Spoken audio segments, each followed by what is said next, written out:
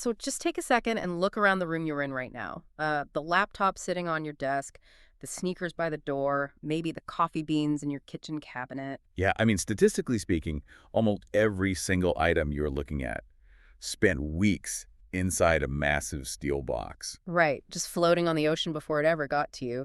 Over 80% of all global trade is transported by sea. It's the absolute undeniable backbone of how our modern world operates. It really is. But there's this massive disconnect we are exploring today. Exactly. What if the gigantic businesses moving all these goods are treating their most important partner, like treating it like a free, unlimited dumping ground? It's a staggering blind spot, to be honest. We are looking at a situation where the very foundation of global commerce is being systematically undermined by the very activities it supports. Because you cannot have international trade without the ocean. Right. Yet the relentless expansion of that trade is exactly what is stressing marine ecosystems to the breaking point. So today, we are taking a deep dive into this entire dynamic. We're pulling from this really eye-opening article from AIB Insights called Oceans as the Missing Stakeholder. And the term they use, which is perfect, is the ocean as an endangered global common. Yeah, and our mission today is to take these massive international business concepts and just, translate them into simple, direct insights for you. We are going to explore how global supply chains fundamentally rely on the water and why companies have gotten away with completely ignoring their impact for decades. And how that is finally, out of sheer financial necessity, starting to change. I Yeah. mean, think of it like running this massive global delivery company, right? You completely depend on a single, vital superhighway. But you pretend that highway doesn't even exist when the bill comes due for maintenance. Exactly. That is the perfect analogy. And getting back to that phrase, endangered global common. A global common is a resource that belongs to everyone, but because it belongs to everyone, it often gets protected by no one. Right. Nobody wants to foot the bill. Exactly. So we are talking about chemical spills, immense amounts of plastic debris, Mm. overfishing, and industrial runoff. It's turning the ocean into a highly volatile environment.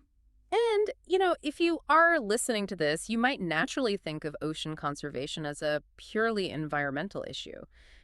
Saving the whales or maybe cleaning up a local beach on a Saturday. Yeah, the classic PR photo op. Right.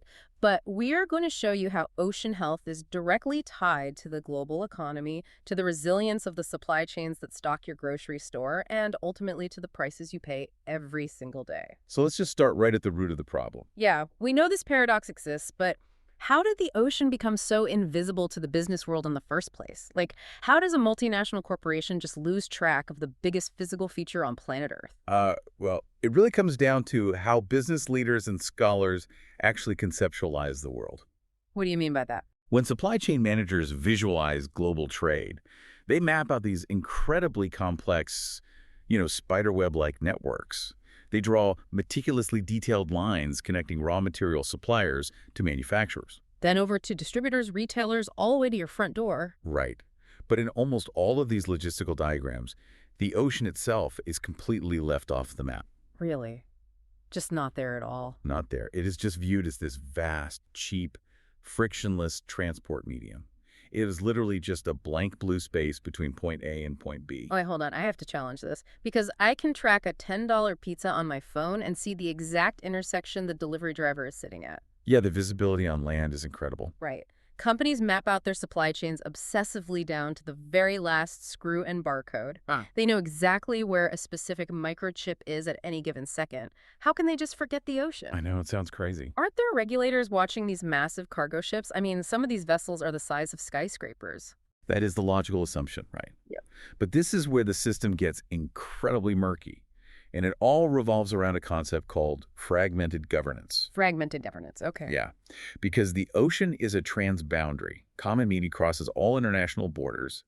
It lacks a single overarching regulatory authority. So there is no one global ocean police force pulling ships over. Exactly. Instead, you have this patchwork of overlapping, often incredibly weak regulatory regimes. And that creates massive loopholes. What kind of loopholes are we talking about here? Well, the biggest one from the source is a practice known as flags of convenience. Flags of convenience, like a literal flag. Yes, literally. Every commercial ship has to be registered to a country and fly its flag. But a ship owned by a massive corporation based in, say, a highly regulated country doesn't actually have to register there. Oh, wow. So they can just, what, go somewhere else? They can simply choose to register their vessel in a completely different country, often a small nation with incredibly weak environmental and labor standards. Wait, so a company can just shop around for a country with zero rules, buy their flag, and slap it on the back of the boat? Precisely. It is called regulatory arbitrage. Regulatory arbitrage. Yeah, by flying that flag of convenience, they legally bypass strict sustainability commitments. This mechanism allows them to legally pollute, discharge wastewater, or run on heavily polluting fuels. Just because it's cheaper. Because doing things the dirty way is so much cheaper, they drastically cut their operating costs. Which I'm guessing allows these less sustainable operators to financially undercut responsible businesses who are actually trying to follow the rules. Exactly. It is a systemic structural loophole that makes the ocean totally invisible to corporate accountability.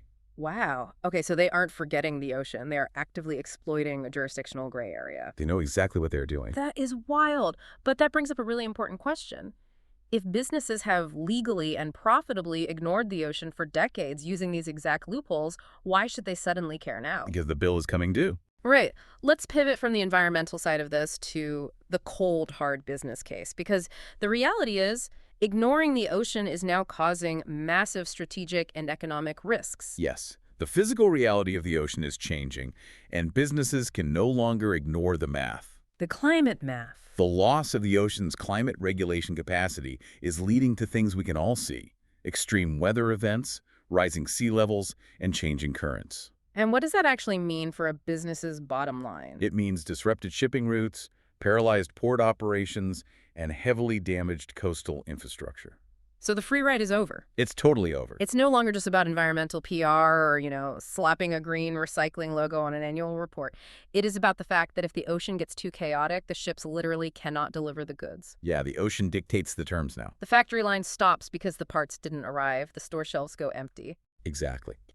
Supply chain resilience is heavily compromised. If a major port is flooded by rising sea levels, or a crucial shipping lane is battered by unpredictable superstorms week after week, All that cost-efficient planning is useless. it just goes out the window. Yeah. Time is money, and the ocean is starting to cost them a lot of time.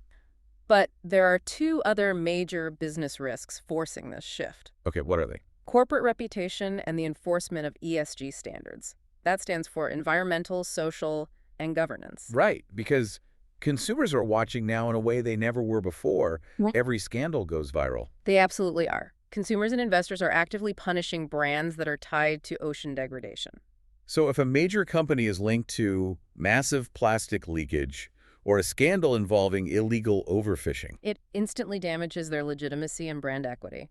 The rise of ESG standards means institutional investors are demanding actual proof of sustainability before they hand over their capital. so they can't just promise to do better anymore. No, they have to prove it. Think about it this way. A coral reef can't articulate its own claims. It can't hire a lawyer, sue a corporation, or go on strike. Right. But through intense consumer pressure and investor demands, the ocean is finally being treated as a legitimate stakeholder with real, undeniable financial power over these companies. I really like that framing. The ocean is basically using consumers and investors as its proxy to fight back. That's a great way to put it. Okay, so we've established that businesses are now being forced to care about their bottom line because the water is getting rough, both literally and financially. Yeah. But what exactly are their operations doing wrong out there on the water? And more importantly, how do we actually fix it? Well, let's break this down into specific, actionable risks from the AIB Insights text and tie them directly to corporate responsibilities. Okay, let's hear it. Let's start with the most visible one: plastics. Oh, yeah.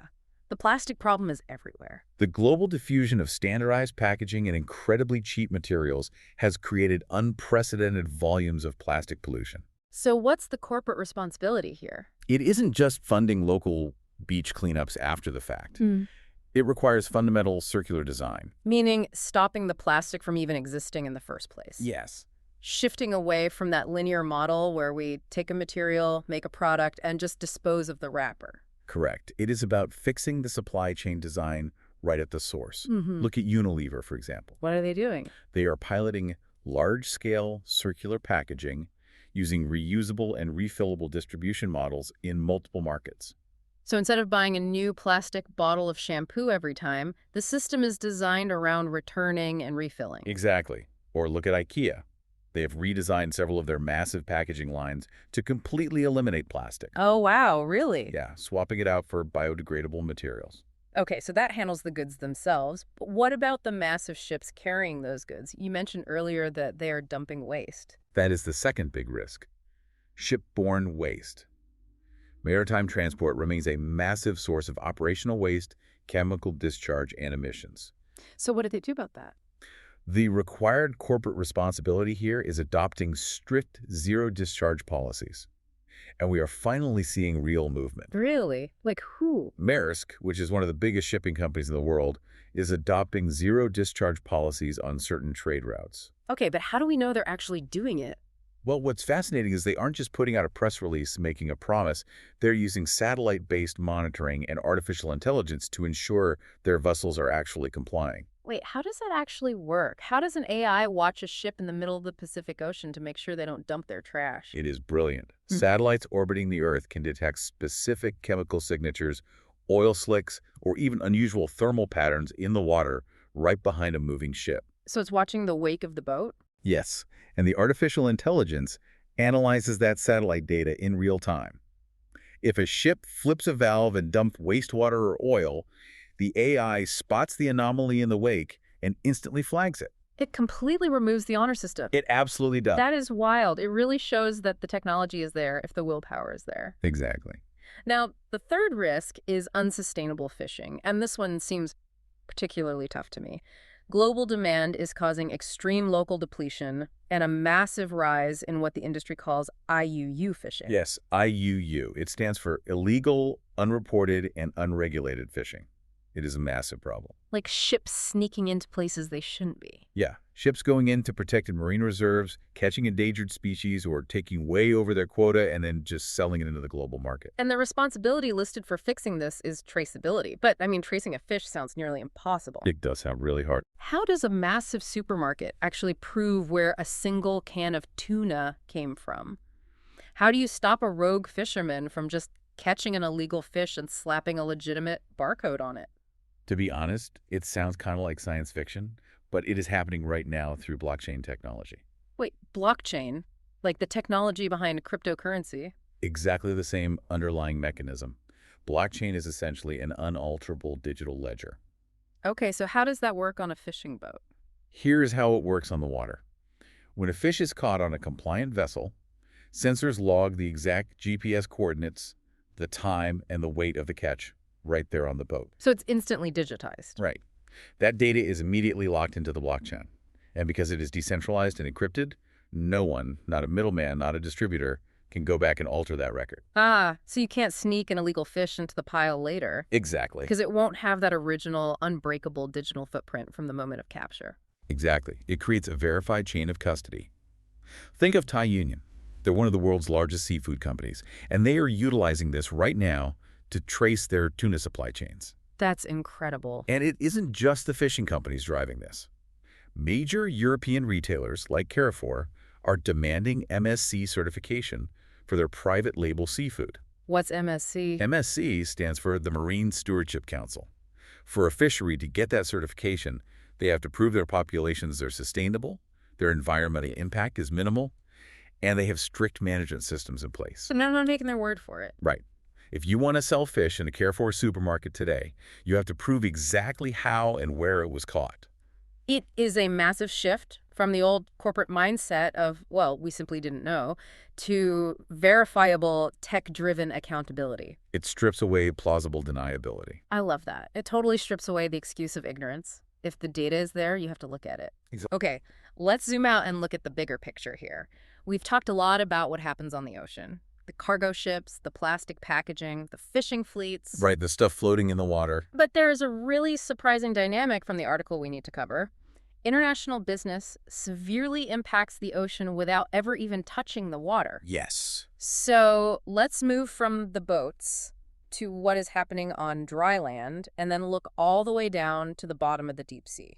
This is a crucial piece of the puzzle. You have to remember, the ocean is the ultimate downstream sink for everything we do on land. It all flows down. Think specifically about industrial and agricultural effluents. When you have massive upstream farming operations, they use immense amounts of fertilizers. To maximize crop yield, right. But when it rains, that excess nutrient runoff washes into streams, then into rivers, and eventually pours out into the ocean. And what does that fertilizer do when it hits the saltwater? It triggers something called a coastal dead zone. A dead zone. That sounds terrible. It is. The fertilizer feeds massive algae blooms. The algae grows out of control, blocking sunlight. Okay. And that algae eventually dies and sinks. Bacteria consume it, but in the process of eating the dead algae, the bacteria use up all the oxygen in the water. Oh, wow. So the water literally suffocates. The water literally suffocates. Anything that can't swim away fast enough dies. So a dairy farm hundreds of miles inland is directly causing marine life to suffocate along the coast. Yes. How on earth do you regulate a connection that vast? It feels like you're trying to govern the rain. You do it by linking land and sea governance through integrated management and, again, using technology. What kind of tech this time? The solution here is precision agriculture. In places like the Netherlands and Germany, farmers aren't just blindly spraying fields anymore. Right, the old spray and pray method. Exactly. Now they're using remote sensors, real-time soil analysis, and GPS-guided tractors to apply the exact microscopic amount of fertilizer a specific plant needs. Oh, I see. It drastically reduces the overall chemical use, which stops the runoff before it even starts. That makes a lot of sense. You just don't put the excess on the dirt in the first place, so there's nothing to wash away. Right. And another brilliant example of this connected thinking from the text is in Brazil. Oh, what are they doing? The Santa Catarina Dairy Cluster actually implemented watershed management plans that directly link their inland farming practices to coastal water quality indicators. Wait, really? Yeah, they literally measure the success of their dairy farms by testing the health of the ocean miles away. That is exactly the kind of holistic thinking we need. It's brilliant. It really is. But we also have to look at a totally new emerging threat mentioned in the deep dive: resource extraction, specifically deep sea mining. Yes, this is a highly debated topic right now. Now, hold on. I understand farms needing to get smarter about runoff, but I know companies like Google, BMW, and Volvo are actively backing away from deep sea mining. They are. Aren't tech giants and electric car companies absolutely desperate for the rare earth minerals used in their battery? They definitely are. So why would they voluntarily say no to a massive new source of materials just sitting there on the ocean floor? It represents a profound shift in corporate strategy, and it relies on something called the precautionary principle. The precautionary principle. Yes. These companies desperately need those minerals for the green economy transition. But they, along with several nations like Germany, France, and Chile, recognize a critical existential danger. Which is? The deep-sea ecosystems are incredibly delicate and almost entirely unmapped. We literally know more about the surface of the moon than the bottom of the ocean. So if we go down there with massive underwater bulldozers... We have no idea what you're actually destroying. Wow. Exactly. If we try to fuel the green economy by blindly tearing up the ocean floor, we're just repeating the exact same extractive, destructive mistakes of the fossil fuel era. Just trading one disaster for another. The damage could be irreversible and cause intergenerational harm. So these companies have publicly committed not to source minerals from deep-sea mining until strict, scientifically proven environmental safeguards and robust governance mechanisms exist. They're choosing to pause and wait for the science rather than rushing in and creating another environmental catastrophe. Exactly. They realize you can't destroy the planet in an attempt to save the planet. It's a huge step forward in corporate thinking. That is actually really hopeful. It shows that the mindset really is starting to shift at the highest levels of global business. It is starting to, yes. So what does this all mean for us? Let's bring this all together. Okay. The core argument of this entire deep dive into the AIB Insights piece is that the ocean can no longer be an invisible backdrop to global trade. No, it cannot. It isn't just a watery highway. It must be recognized as an active, deeply affected stakeholder. And that recognition requires action at 3 distinct levels. Walk us through them. First, for corporate managers, it means integrating ocean metrics into their everyday strategies and risk management. It means prioritizing partners who can mathematically verify their sustainability. Like we saw with the blockchain tuna. Exactly. Second, for policymakers, it means creating stronger transnational treaties and finally closing those disastrous loopholes like flags of convenience. Get rid of the regulatory arbitrage. Right. And third, for society, for everyone listening right now, it means mobilizing your consumer demand and investor pressure to reward ocean-positive practices. Because the ultimate takeaway here is undeniable. Without healthy oceans, international business simply cannot survive. It's physically impossible. Protecting the ocean isn't some separate, altruistic side project for a company's PR department. Protecting the ocean is protecting global trade. It is the very foundation on which all of our commerce depends. It is the ultimate shared infrastructure. If we continue to degrade it, the entire system of global logistics will eventually fracture. So I want to leave you with something to ponder today. Think about the last time you ordered a package online. The obsessive tracking. Yeah, right. Your phone tracked it every single step of the way. From the warehouse, onto the delivery truck, right up to your front doorstep. You knew exactly where it was at all times. Yeah. But what if that same tracking app also showed you the environmental footprint of the massive ocean journey it took to get to you? That would be wild. What if the app showed you the carbon emissions of the cargo ship? Or the flag of convenience it chose to fly under, or the statistical risk of its plastic packaging leaking into the sea? Total transparency. Exactly. If the true cost to our most vital global stakeholder was right there on your screen, in plain sight, would it change what you click buy on today?